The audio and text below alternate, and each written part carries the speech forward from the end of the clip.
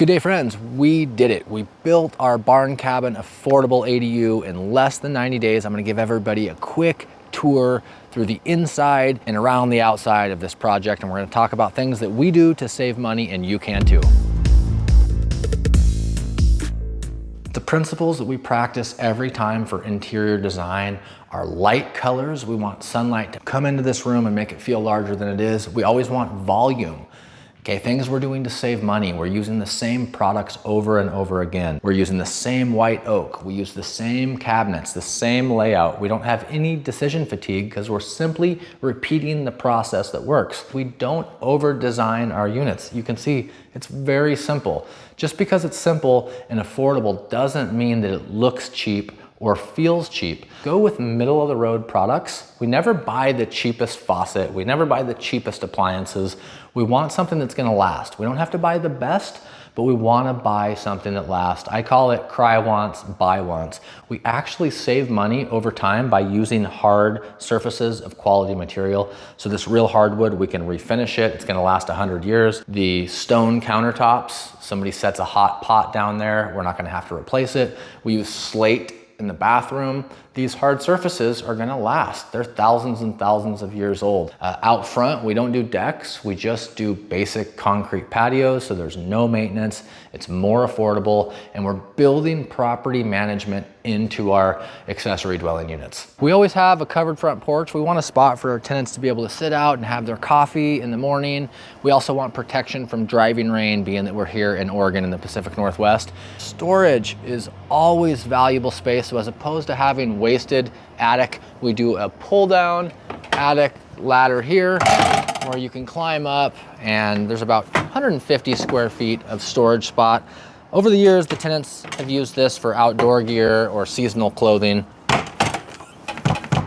Simple, couple $100 for that ladder, and it's a great use of space. This is our one wall galley kitchen. If you follow our content, we talk about this often. We save money by tooling our own granite or by keeping fewer breaks in the cabinetry. It's just a more efficient way to build. If we were to have an L or an island, it's just more cost. We can get a really good kitchen in 16 feet or less. We're going with full-size appliances. This is a 30-inch range.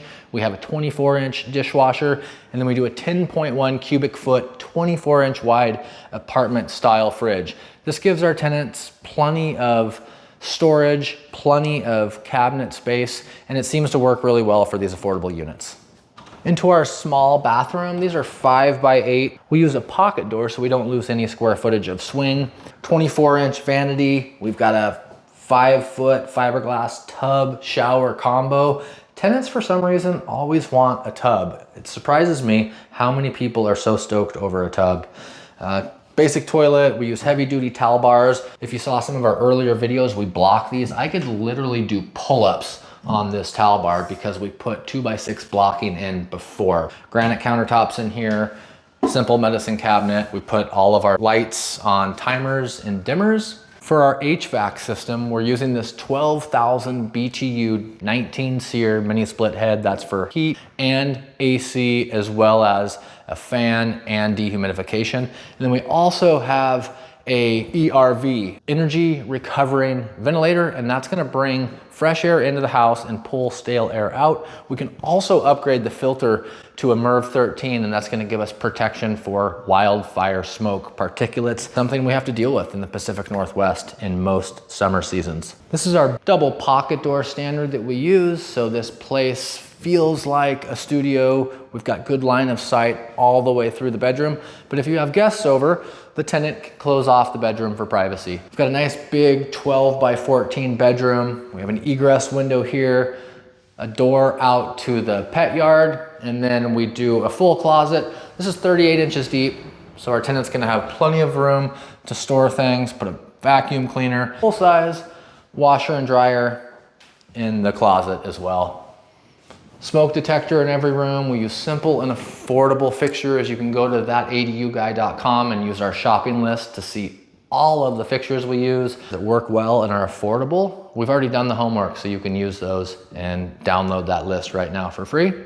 This is our loft ladder design, and we have about a 9-minute video on YouTube. I'll throw it in a link below of exactly how we build this ladder. A lot of people ask us about the plans for this.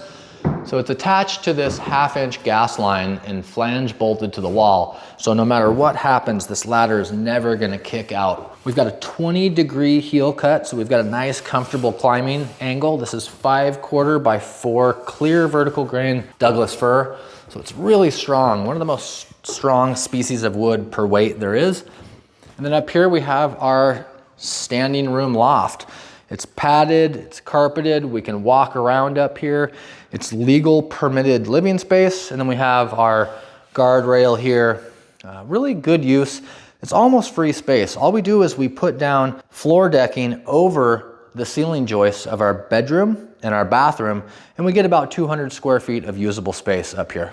The design principle here is we've got standing room, at least standing for an average sized person. I think we're about 6'7.5" to the bottom of the beam. And then this roof is on a 412. So we're able to stand up for, about 12 feet of this room, and a lot of good practical space. The other design we have that we give away is the non-dormer barn cabin, and that carries the 912 all the way across. So you can see the difference. I'd only be able to stand up in the center few feet, but by doing these pop-up dormers, we get a lot more room up here. One thing that's hard to get in this small lofted space is an egress window. We've gone to the 3030 casement window, and by being a full extension, 90-degree opening casement window, we can meet egress requirements, which is 5.7 square feet, no higher than 44 inches off the ground. So we've got our egress window in case there's ever an emergency and somebody has to get out of this loft. We put down a heavy-duty pad and a nice light carpet. This is a great space. Our tenants love the loft. You know we love our alley access, and we also love off-street parking. Tenants want to be able to park near their property if possible. So we've got plenty of room here for 2 parking spaces. And then come over here, I'll show you the backyard that's pet friendly. I'm gonna put all of our mechanicals, if we can, on the back of the building where they're out of sight, out of mind. Here's our all-in-one power meter. Here is the exterior heat pump for our interior HVAC. We gave our tenant a nice, clean, practical backyard. We have raised beds where they can plant seasonal vegetables, weed barrier everywhere. This is all on an automatic timer. So it should be pretty much maintenance free. These are all native plants. It's gonna be a nice pollinator garden. So we have our on-demand water heater here, gas meter, and then a nice walkway over to the door leading out of the bedroom. So the tenant can just open the door in the morning and their 4-legged friend can come out here and do their business. We've just started doing fenced yards and raised beds in all of our properties. It wasn't that long ago that nobody really allowed pets. And we found that good tenants have dogs and cats, and to give them the best product and service, we need to provide a yard and allow pets. So that's what we're doing.